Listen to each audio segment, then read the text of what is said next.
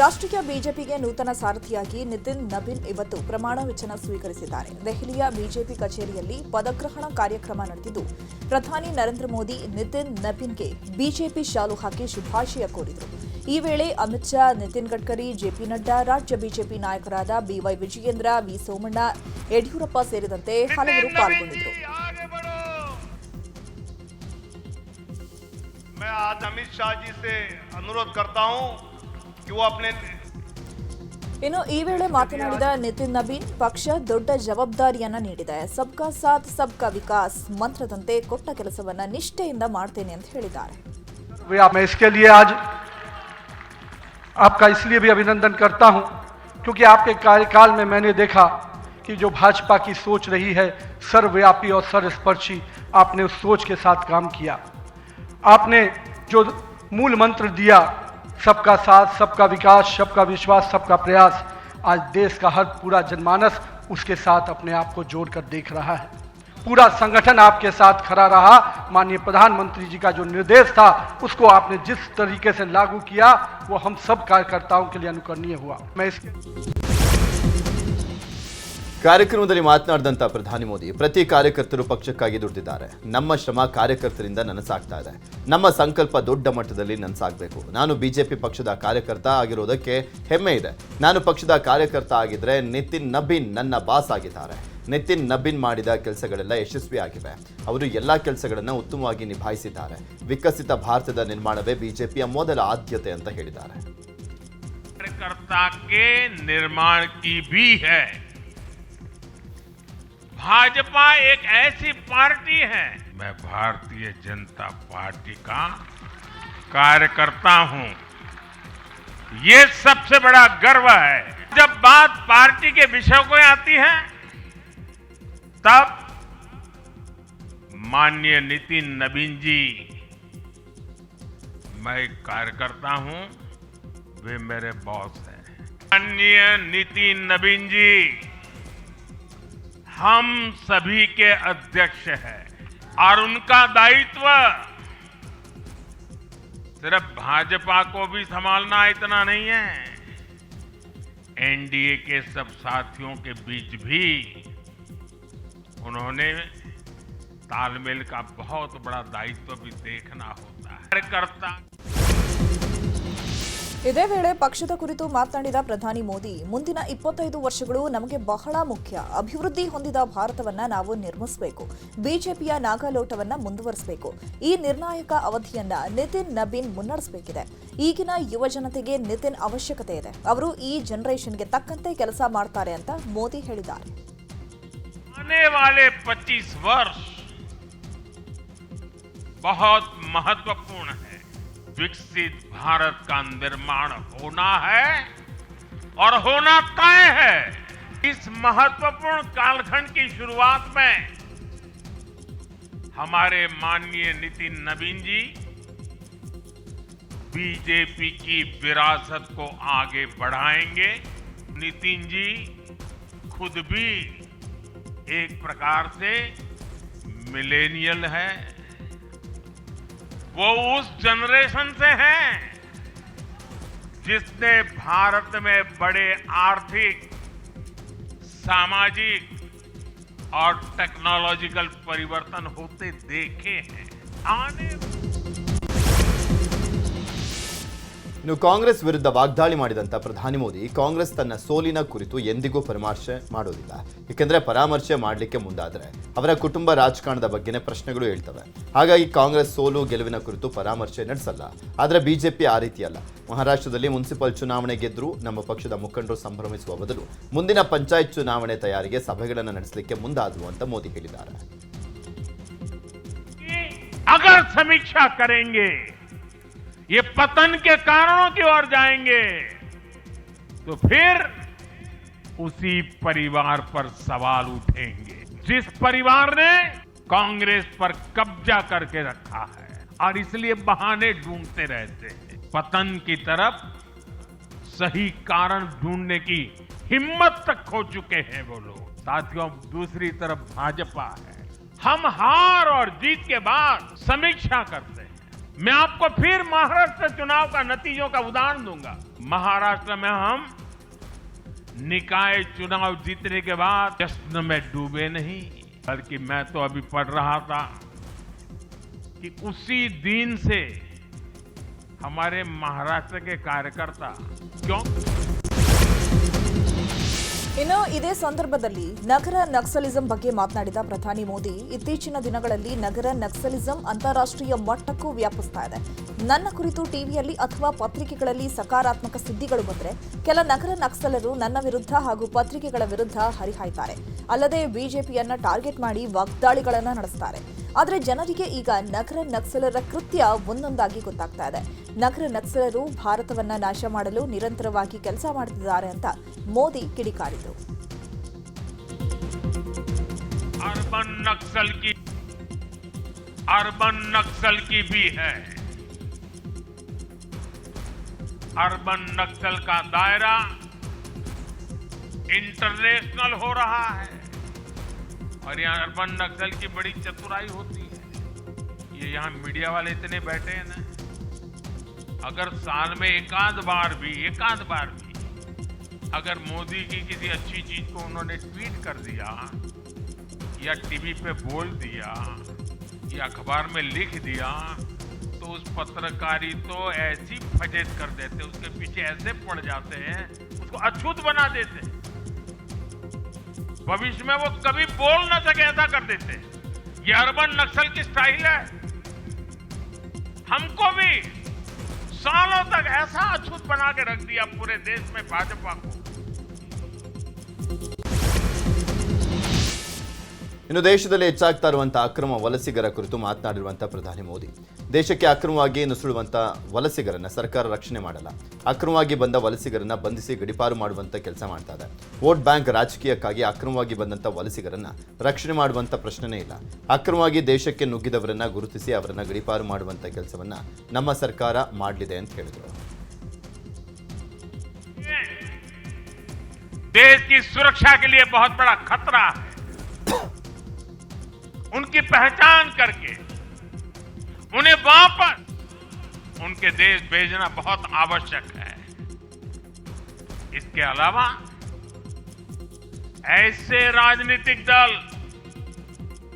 जो vote bank की राजनीति में घुसपैठियों को बचा रहे हैं या उन्हें कवर दे रहे हैं, उन्हें हमें पूरी शक्ति से जनता के सामने बेनकाब करना ही होगा, उनको एक्सपोज करना ही होगा। घुसपैठिए। ಬಿಜೆಪಿ ರಾಷ್ಟ್ರೀಯ ಅಧ್ಯಕ್ಷರಾಗಿ ನಿತಿನ್ ನಬೀನ್ ಅಧಿಕಾರ ಸ್ವೀಕಾರ ವಿಚಾರದ ಬಗ್ಗೆ ಮಾತನಾಡಿದ ಬಿಜೆಪಿ ನಾಯಕ ಆರ್ಗ ಜ್ಞಾನೇಂದ್ರ, ಯಂಗ್ ಬ್ಲಡ್ ಪಕ್ಷ ಸಂಘಟನೆಯಲ್ಲಿ ಕೆಲಸ ಮಾಡ್ತಾ ಇರುವುದು ತುಂಬಾ ಒಳ್ಳೆಯದು. ಬಿಜೆಪಿಯಲ್ಲಿ ಅನೇಕ ಕಡೆ ಸ್ಥಳೀಯ ಮಟ್ಟದಲ್ಲಿ ಯುವಕರಿಗೆ ಅಧಿಕಾರ ಕೊಡ್ತಾ ಇದ್ರು. ಈಗ ರಾಷ್ಟ್ರೀಯ ಮಟ್ಟದಲ್ಲಿ ನಿತಿನ್ ನಬೀನ್ ಅವರಿಗೆ ಅವಕಾಶ ಕೊಟ್ಟಿದ್ದಾರೆ. ನಮ್ಮ ಪಕ್ಷದಲ್ಲಿ ಹುದ್ದೆ ಅನ್ನೋದು ಒಂದು ಹುದ್ದೆ ಅಲ್ಲ, ಅದೊಂದು ಹೊಣೆಗಾರಿಕೆ.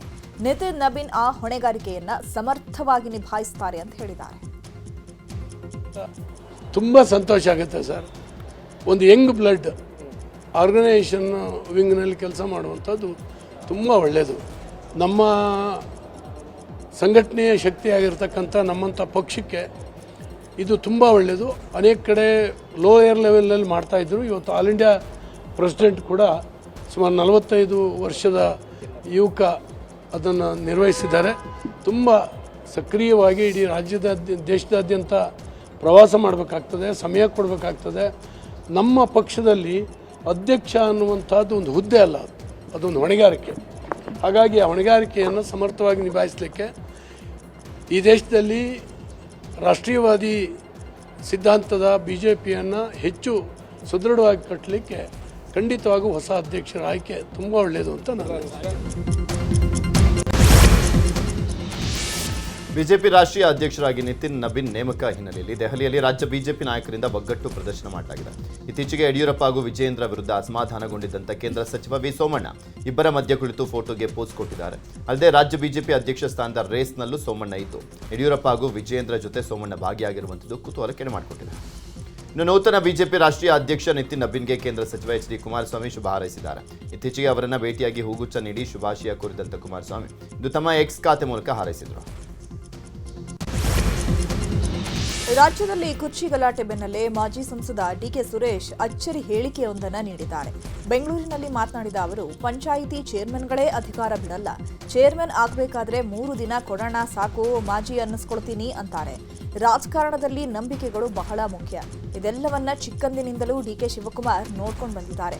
ನೋಡೋಣ ದೇವರ ಇಚ್ಛೆ ಏನಿದೆ. ರಾಜಕೀಯದಲ್ಲಿ ಯಾವುದೂ ಶಾಶ್ವತ ಅಲ್ಲ, ಅಧಿಕಾರನೂ ಶಾಶ್ವತ ಅಲ್ಲ, ತಾಳ್ಮೆನೂ ಶಾಶ್ವತ ಅಲ್ಲ ಅಂತ ಪವರ್ ಶೇರಿಂಗ್ ಬಗ್ಗೆ ಮಾರ್ಮಿಕವಾಗಿಯೇ ನುಡಿದಿದ್ದಾರೆ.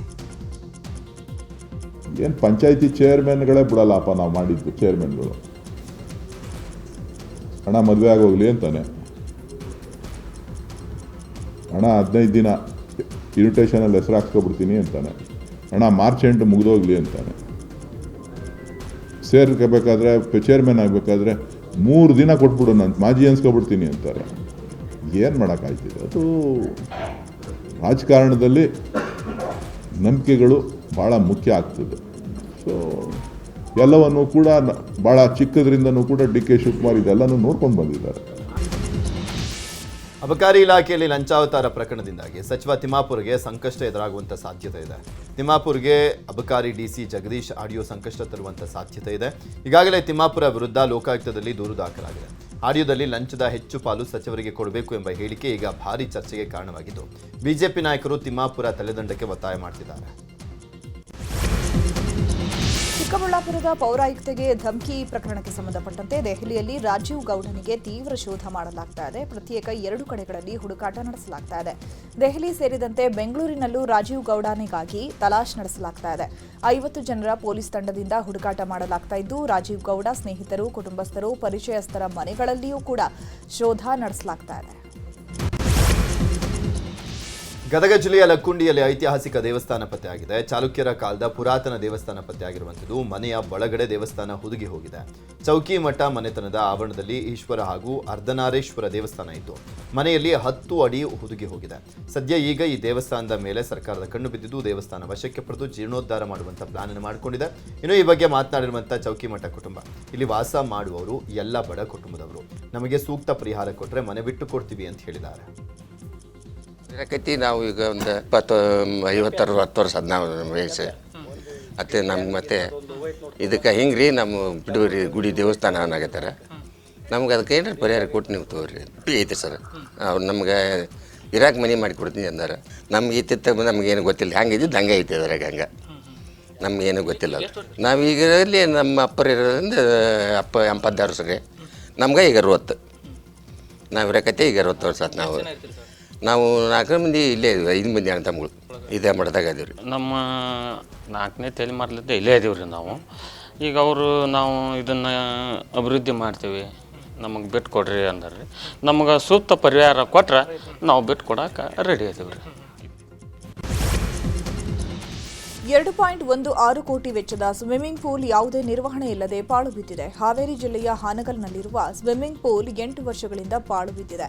ಕೊಳಚೆ ನೀರಿನಿಂದ ಈಜುಕೊಳ ತುಂಬಿಕೊಂಡಿದ್ದು, ಇದರ ಜೊತೆಗೆ ಡ್ರೆಸ್ಸಿಂಗ್ ರೂಮ್, ಕಿಟಕಿಗಳು ಪೀಸ್ ಆಗಿವೆ. ಇಷ್ಟೇ ಅಲ್ಲದೆ ಅನೈತಿಕ ಚಟುವಟಿಕೆಗಳಿಗೂ ಈಜುಕೊಳ ಸ್ಥಳ ತಾಣವಾಗಿತ್ತು. ಇಷ್ಟೆಲ್ಲ ಸಮಸ್ಯೆ ಆಗ್ತಾ ಇದ್ರೂ ಯುವ ಸಬಲೀಕರಣ ಮತ್ತು ಕ್ರೀಡಾ ಇಲಾಖೆ ಮಾತ್ರ ಯಾವುದೇ ಕ್ರಮ ಕೈಗೊಂಡಿಲ್ಲ. ಇದರಿಂದಾಗಿ ಈಜುಕೊಳವಿಲ್ಲದೆ ಕ್ರೀಡಾಪಟುಗಳಿಗೆ ಸಂಕಷ್ಟ ಶುರುವಾಗಿದೆ. ಈಗಾಗಲೇ ಕೂಡಲೇ ಪಾಳು ಬಿದ್ದಂತಹ ಈಜುಕೊಳವನ್ನು ಸರಿಪಡಿಸಬೇಕಾಗಿ ಸ್ಥಳೀಯರು ಆಗ್ರಹಿಸ್ತಾ ಇದ್ದಾರೆ. 6 ವರ್ಷಗಳಿಂದ ಉದ್ಘಾಟನೆಯಾಗಿ ಮೂಲಭೂತ ಸೌಕರ್ಯಗಳಿಲ್ಲದೇ ಇವತ್ತು ಅದು ನೆನೆಗುದಿಗೆ ಬಿದ್ದಿರತಕ್ಕಂಥದ್ದು ಆ ಭಾಗದ ಕ್ರೀಡಾ ಪ್ರೇಮಿಗಳಿಗೆ ಮತ್ತು ಕ್ರೀಡಾಪಟುಗಳಿಗೆ, ಸಾರ್ವಜನಿಕರಿಗೆ ತುಂಬ ಬೇಸರ ಮತ್ತು ನೋವಿನ ಸಂಗತಿಯಾಗಿದೆ. ಸುಮಾರು 2.5 ಕೋಟಿ ರೂಪಾಯಿ ವೆಚ್ಚದಲ್ಲಿ ಸ್ವಿಮ್ಮಿಂಗ್ ಪೂಲನ್ನು ನಿರ್ಮಾಣ ಮಾಡಿದ್ರು. ಅದು ಸರಿಯಾಗಿ ನಿರ್ವಹಣೆ ಇಲ್ಲದೇ ಇವತ್ತು ಅದು ಬಿಕೋ ಅಂತ ಇರತಕ್ಕಂಥ ಪರಿಸ್ಥಿತಿ ಆಗಿರೋದು. ದಯವಿಟ್ಟು ಸ್ಥಳೀಯ ಶಾಸಕರು, ಸಂಸದರಾಗಿರ್ಬೋದು, ಶಾಸಕರಾಗಿರ್ಬೋದು, ಹಾನಗಲ್ ನಗರದ ಅಲ್ಲಿರ್ತ ಸ್ಥಳೀಯ ಚುನಾಯಿತ ಜನಪ್ರತಿನಿಧಿಗಳಾಗಿರ್ಬೋದು, ಕ್ರೀಡಾ ಇಲಾಖೆ ಮತ್ತು ಜಿಲ್ಲಾಧಿಕಾರಿಗಳು ದಯವಿಟ್ಟು ಅದರ ಕಡೆ ಗಮನ ಹರಿಸಿ ಅದು ಮತ್ತೆ ಆ್ಯಕ್ಟಿವ್ ಆಗಬೇಕು. ಅಲ್ಲೆಲ್ಲ ಮೂಲಭೂತ ಸೌಕರ್ಯಗಳನ್ನು ಒದಗಿಸಿಕೊಟ್ಟು ಸಾರ್ವಜನಿಕರಿಗೆ ಮುಕ್ತಗೊಳಿಸಬೇಕು. ಸುಮಾರು ಒಳ್ಳೆಯದಾಗಲಿ ಅಂತ ಭಾಳ ತಾಲೂಕು ಕ್ರೀಡಾಂಗಣಗಳಲ್ಲಿಲ್ಲ ಅಂತ ಅದನ್ನು ಇಲ್ಲಿ ಒಂದು ಒಳ್ಳೆಯ ಈಜುಕೊಳವನ್ನು ಮಾಡಿಕೊಟ್ರು. ಅಂಥ ಈಜುಕೊಳವನ್ನು ನಿರ್ವಹಣೆನೂ ಮಾಡೋಕ್ಕಾಗದೇ ಇರೋವಂಥ ಅತಿ ಒಂಥರ ATM ಸರ್ಕಾರ, ದರಿದ್ರ ಸರ್ಕಾರ ಇದೆ. ಇದನ್ನು ಮೇಂಟೈನ್ ಮಾಡಿರಿ ಅಂತ ಹೇಳ್ತೇವೆ, ಹೊಸದನ್ನು ಕೊಡೋದು ಬೇಡ, ಅವ್ರ ಕೈಯಲ್ಲಿ ಯಾವುದೋ ಹೊಸ ಕೆಲಸಗಳು ಮಾಡೋದು ಬೇಡ, ಇರೋದನ್ನು ಮೇಂಟೈನ್ ಮಾಡ್ಕೊಂಡು ಹೋಗ್ರಿ ಅಂತ ನಾವು ಅಲ್ಲಿ ಕೇಳ್ಕೊಳ್ತೀವಿ. ಆಗೋದಿಲ್ಲ ಅವ್ರಿಗೆ ಬಿಟ್ಟು ಹೋಗಲಿ ಅಂತ ನಾವು ಅವ್ರಿಗೊಂದು ಮಾತು ಹೇಳ್ತೀವಿ. ಅಧಿಕಾರಿಗಳು ಅದ್ರ ಬಗ್ಗೆ ತಗೊಂಡು ಇಲ್ಲ. ಬೆಂಗಳೂರು ದಕ್ಷಿಣ ಜಿಲ್ಲೆಯ ಚನ್ನಪಟ್ಟಣ ಟು ಕನಕಪುರ ರಸ್ತೆ ಹಾಗೂ ಕನಕಪುರ ಟು ಮೈಸೂರು ರಸ್ತೆಗೆ ಡಾಂಬರ್ ಭಾಗ್ಯವೇ ಇಲ್ಲ. 2 ರಸ್ತೆಗಳಿಗಾಗಿ ಈಗಾಗಲೇ 4 ಕೋಟಿ ಅನುದಾನ ಕೊಡಲಾಗಿದೆ. ಆದರೆ ಹಣ ಬಂದರೂ ಕೂಡ ಇನ್ನೂ ಡಾಂಬರೀಕರಣ ಮಾಡಿಲ್ಲ. PWD ಹಾಗೂ ವಾಟರ್ ಬೋರ್ಡ್ನ ಒಳಜಗಳದಿಂದಾಗಿ ಜನರು ನಿತ್ಯ ಪರದಾಡಬೇಕಾದಂಥ ಪರಿಸ್ಥಿತಿ ಇದೆ. ಸಾತನೂರು ಸರ್ಕಲ್ ಟು ಮಹದೇಶ್ವರ ದೇಗುಲದ ಬಳಿ ಬೆಡ್ ಹಾಕಿಕೊಂಡು ವಾಟರ್ ಬೋರ್ಡ್ಗೆ PWD ಒತ್ತಾಯಿಸಿದೆ. ಆದರೆ ವಾಟರ್ ಬೋರ್ಡ್ ಇದಕ್ಕೆ ಒಪ್ಪಿಲ್ಲ. ಇದೇ ಕಾರಣದಿಂದಾಗಿ 2 ಕಿಲೋಮೀಟರ್ ರಸ್ತೆಗೆ ಕಳೆದ 5-6 ತಿಂಗಳಿನಿಂದ ಡಾಂಬರೀಕರಣ ಇಲ್ಲ. ಹೀಗಾಗಿ ಕೂಡಲೇ ಕ್ರಮ ವಹಿಸಬೇಕು ಅಂತ ಸ್ಥಳೀಯರು ಆಗ್ರಹಿಸಿದ್ದಾರೆ. ಸರ್, ಅದಕ್ಕೆ ಸಂಬಂಧಪಟ್ಟಂತೆ ನಮ್ಮ ನಗರಸಭೆಯಿಂದ ಯಾವುದೇ ರೀತಿಯಾದಂಥ ಒಂದು ತೊಂದರೆ ಇಲ್ಲ. ತಾವೀಗ ಹೇಳ್ತಾ ಇರೋದ್ರಿಂದ ಈಗ ಆ ವಿಷಯ ನನ್ನ ಗಮನಕ್ಕೆ ಬಂದಿದೆ. ನಾನು PWD ಅವ್ರ ಹತ್ರ ಮಾತಾಡಿ ಅದಕ್ಕೆ ನೆಕ್ಸ್ಟ್ ಏನೈತೆ ಅಂತ ಕ್ರಮ ವಹಿಸ್ತೀನಿ. ಇಲ್ಲ ಸರ್, ಮಾತಾಡ್ತೀನಿ. ಯಾಕೆಂತಂದರೆ ವಾಟರ್ ಬೋರ್ಡ್ ಅವ್ರದ್ದು ಒಂದು ಪೈಪ್ ಲೈನ್ ಮಾಡಬೇಕಿತ್ತು. ಏನಕ್ಕೆ ಅಂತಂದರೆ ಈಗಾಗಲೇ ಮತ್ತೆ ನಾವು ರಸ್ತೆಯನ್ನು ಮಾಡಿ ತದನಂತರ ನಾವು ಪೈಪ್ಲೈನ್ನ ಮಾಡಿದಂಥ ಪಕ್ಷದಲ್ಲಿ ಸರ್ಕಾರದ ಹಣ ಅಥವಾ ಸಾರ್ವಜನಿಕರ ಹಣ ಪೋಲಾಗುತ್ತೆ ಎನ್ನುವಂಥ ದೃಷ್ಟಿಯಿಂದ ಆ ರಸ್ತೆಯಲ್ಲಿ ಬರುವಂಥ ಪೈಪ್ಲೈನ್ ಆಗ್ಬೋದು ಅಥವಾ ಕೇಬಲ್ ಇನ್ಸ್ಟಾಲೇಷನ್ ಆಗಿರ್ಬೋದು, ಗ್ಯಾಸ್ ಲೈನ್ ಆಗಿರ್ಬೋದು, ಎನಿ ಪೆಂಡಿಂಗ್ ವರ್ಕ್ಸ್ನ ಕಂಪ್ಲೀಟ್ ಮಾಡಿದ್ರೆ ಸುಸ್ಥಿರವಾಗಿ ಜಾಸ್ತಿ ದಿನ ಬಾಳಿಕೆ ಬರುವಂಥ ಕೆಲಸವನ್ನು ಮಾಡ್ಬೋದು ಅನ್ನುವಂತಹ ನಿಟ್ಟಿನಲ್ಲಿ ಡಿಲೇ ಆಗಿರ್ಬೋದು. ನಾನು ಅದನ್ನು ಮಾಹಿತಿ ಪಡ್ಕೊಂಡು ಸಾಪ್ನೂರು ಮತ್ತು ಕಬ್ಬಾಳ್ಗೆ ಹೋಗುವಂಥ ರೋಡ್ ಏನಿದೆ, ಸಾಪ್ನೂರು ರೋಡು ಇವತ್ತು ಹೆದ್ದಾರಿ ಆಗಿರ್ತಕ್ಕಂಥ ರೋಡ್ ಇವತ್ತು ನಿಜವಾಗ್ಲೂ ಕೂಡ ತುಂಬ ಶೋಚನೀಯವಾಗಿರ್ತಕ್ಕಂಥದ್ದು. ಇವತ್ತೇನು ಹದಗೆಟ್ಟಿರ್ತಕ್ಕಂಥ ರಸ್ತೆ ನಿಜವಾಗ್ಲೂ ಕೂಡ ಇವತ್ತೇನು ಆ ರಸ್ತೆ ಒಳಗೆ ಹೋಗೋಕೆ ಆಗ್ತಾ ಇಲ್ಲ. ಗುಂಡಿಗಳು ಬಿದ್ದಿರ್ತಕ್ಕಂಥದ್ದು, ಸಾಕಷ್ಟು ಧೂಳಾಗಿರ್ತಕ್ಕಂಥದ್ದು ಮತ್ತು ಸಾವಿರಾರು ವೆಹಿಕಲ್ಗಳು ಒಡ್ಡಾಡ್ತಾ ಇರ್ತಕ್ಕಂಥದ್ದು ಇವತ್ತು ಬಹಳ ನೋವಿನ ಪರಿಸ್ಥಿತಿಯಲ್ಲಿ ಇವತ್ತು ತಿರುಗಾಡಬೇಕಾಗಿರ್ತಕ್ಕಂಥ ಪರಿಸ್ಥಿತಿ ಒದಗಿ ಬಂದಿರ್ತಕ್ಕಂಥದ್ದು. ಇವತ್ತು ಇದನ್ನ ಕೂಡಲೇ ಒಳ್ಳೆ ರೋಡ್ ಆಗಿ ಮಾರ್ಪಾಡು ಮಾಡಬೇಕು ಅಂತ ತಮ್ಮಲ್ಲಿ ನಾನು ಆಗ್ರಹ ಮಾಡ್ತಾ ಇದ್ದೀನಿ ಶಾಸಕರಿಗೆ. ದಯಮಾಡಿ ಪ್ಲೀಸ್ ಶಾಸಕರೇ. ಕೋಲಾರ ಜಿಲ್ಲಾಸ್ಪತ್ರೆ ಆವರಣದಲ್ಲಿ 16 ಕೋಟಿ ವೆಚ್ಚದಲ್ಲಿ ನಿರ್ಮಿಸಲಾಗಿದ್ದಂಥ ICU ಘಟಕ 5 ತಿಂಗಳಾದರೂ ಉದ್ಘಾಟನೆ ಭಾಗ್ಯ ಸಿಕ್ಕಿರಲಿಲ್ಲ. ಈ ಬಗ್ಗೆ ನಮ್ಮೂರಲ್ಲಿ ನ್ಯೂಸ್ 18 ಕಾರ್ಯಕ್ರಮದಲ್ಲಿ ವಿಸ್ತಾರವಾಗಿ ಸುದ್ದಿಯನ್ನು ಪ್ರಸಾರವನ್ನು ಮಾಡಲಾಗಿತ್ತು. ಸದ್ಯ ವರದಿ ಪ್ರಸಾರದ ಬೆನ್ನಲ್ಲೇ ಸಚಿವ ದಿನೇಶ್ ಗುಂಡೂರಾವ್ ICU ಘಟಕವನ್ನು ಉದ್ಘಾಟನೆ ಮಾಡಿದ್ದಾರೆ. ಈ ಮೂಲಕ 3 ಅಂತಸ್ತಿನ ಕಟ್ಟಡದಲ್ಲಿ 60 ಬೆಡ್ ವ್ಯವಸ್ಥೆ, ಹೈಟೆಕ್ ಸರ್ಜರಿ ವಿಭಾಗ, ಮೂಳೆ ಶಸ್ತ್ರಚಿಕಿತ್ಸೆ, ENT ಹಾಗೂ ನ್ಯೂರಾಲಜಿಸ್ಟ್ ಕೇಂದ್ರಕ್ಕೆ ಇಂದು ಚಾಲನೆ ಸಿಕ್ಕಿದೆ. ಕರ್ನಾಟಕ ಚಲನಚಿತ್ರ ವಾಣಿಜ್ಯ ಮಂಡಳಿ ಚುನಾವಣೆ ಹಿನ್ನೆಲೆ ಅಧ್ಯಕ್ಷ ಸ್ಥಾನಕ್ಕೆ ಶಾಸಕ ಮುನಿರತ್ನ ನಾಮಪತ್ರ ಸಲ್ಲಿಸಿದ್ದಾರೆ. ಈ ಮೂಲಕ ಫಿಲಂ ಚೇಂಬರ್ ಪಟ್ಟಕ್ಕೆ ಬಿಜೆಪಿ ಶಾಸಕ ಮುನಿರತ್ನ ಹಾಗೂ ಕಾಂಗ್ರೆಸ್ ನಾಯಕಿ ಜಯಮಾಲಾ ಫೈಟ್ ಶುರುವಾಗಿದೆ.